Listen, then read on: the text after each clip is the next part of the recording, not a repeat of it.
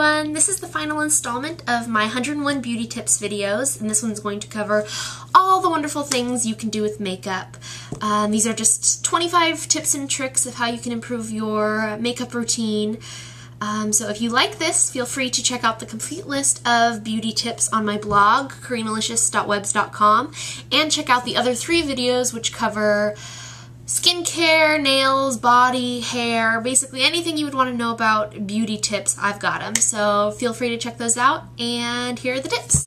My first tip is to make your eyes look wide awake and brighter and bigger by using a white eyeliner pencil. All you need to do is take this pencil and line your waterline, just going back and forth in little short bursts, and this will make your eyes look wider and more awake.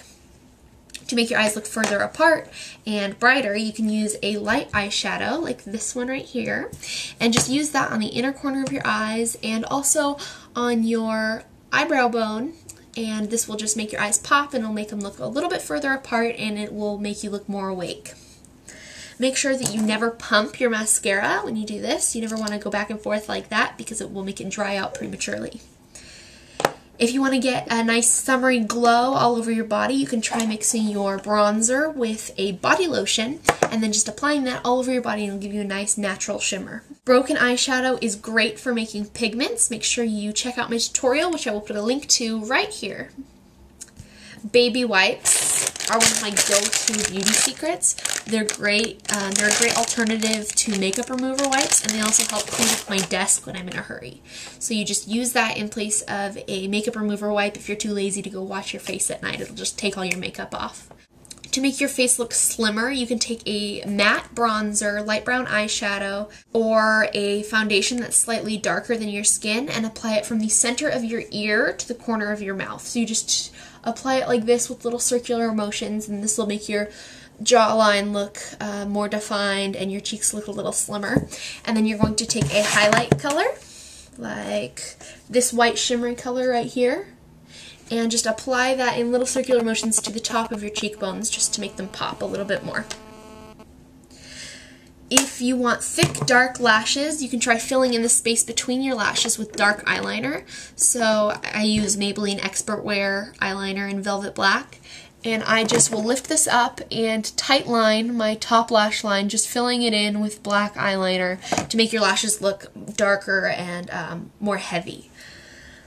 If you have warm skin, you're going to want to use a red lipstick with orange undertones. If you have cool skin, you want to use a red lipstick with blue or pink undertones, and that'll just help complement your skin.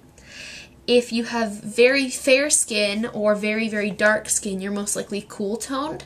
Medium skin is usually warm tone. If you still don't know your skin tone, you can do the jewelry test.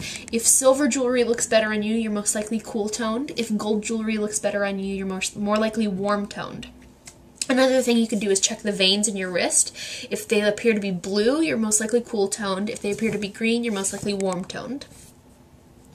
Always make sure you blend your foundation, bronzer, or powder from your jawline all the way down your neck so it doesn't look like you're wearing a mask. That's one of my biggest beauty pet peeves.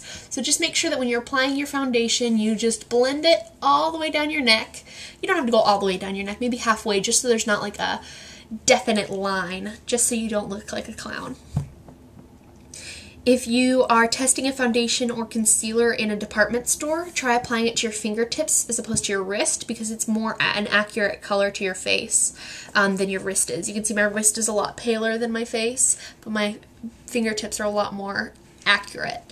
If you can, I would definitely recommend applying it to your jawline and then testing that color in natural light.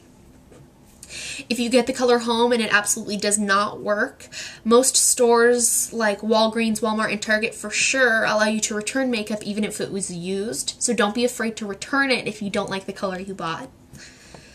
If you've applied too much powder to your face and it looks cakey, all you need to do is spray your face with like a light mist of water and then blot it with a tissue, and that'll help absorb all that powder and make you look a lot more young and not so cakey and old. To cover up dark under eye circles, you want to use a salmon colored concealer. and that'll help cancel out the bluish undertone. One that I use is Benefit Erase Paste in number 2 medium, and you can see it's like a salmon-y color. And since orange is opposite of blue on the color wheel, that'll help cancel it out. To soften your wrinkles, you can dust a light reflecting powder over them, and that'll help reflect light back so it doesn't seep into your wrinkles. A great powder for that is Benefit Powder Flage. It comes in this super cute little ball, and you just take a little dusting of that and apply it around your mouth and the corners of your eye, maybe even over your forehead if you want to do that. Always apply your concealer in many thin layers rather than one thick layer. It'll give you a more natural finish, and it makes it easier to achieve how much coverage you want. You don't want too much coverage, but if you don't apply enough, you can always apply another thin layer. It just makes it a lot easier to apply your concealer and gives off a really, really nice look. To make your lip color last longer, you can apply a translucent powder over the top of it, or even a similarly colored blush, and that'll just help it give it a matte finish, and it'll stay on a lot longer. Cream eyeshadow will crease even if you apply a powder over it. If you use cream eyeshadow as an eyeshadow base, I would definitely recommend replacing it with either a paint pot from MAC. The one that I use every day is Rubenesque. I've had this for 3 years. You can see it's really not going anywhere, and I use it every day. You can also use an eyeliner. Any eyeliner will work. I mean, you can use white eyeliner if you're doing white eyeshadow. You can use purple eyeliner if you're doing purple eyeshadow. You can also use lip liners if you want to do like a red or a pink or an orange eyeshadow. You can just apply those over your lid, blend them in so they're softened, and then apply your eyeshadow right over that as a cheap eyeshadow base. You can add a gloss or highlighter to the center of your lower lip and right above your upper lip to make your lips appear fuller. To avoid looking like a clown, I would recommend only applying blush to the apples of your cheeks, right in this area, but then making sure you blend it out so it's not just a circle of blush. You want to buff it out in little circular motions. Also, cream blush gives a much natural, younger looking finish than powder blush because it doesn't leave you looking cakey. It gives you like a nice dewy, fresh finish. So I definitely recommend getting a cream blush as opposed to a powder. You should always use small circular motions when applying powders or any makeup really to your face because it'll give you a more natural finish and it's easier to blend those colors if you're using little circular motions as opposed to just sweeping.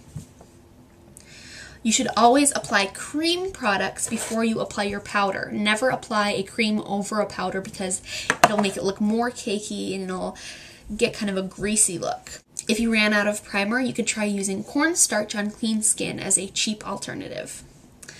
So that is it. That's the end of my 101 beauty tips. For my #1 beauty tip, definitely check out my blog, creamylicious.webs.com. I'll put a link. If you have any of your own at-home beauty tips, feel free to share them in the comments section. Thanks for watching. Have a great day.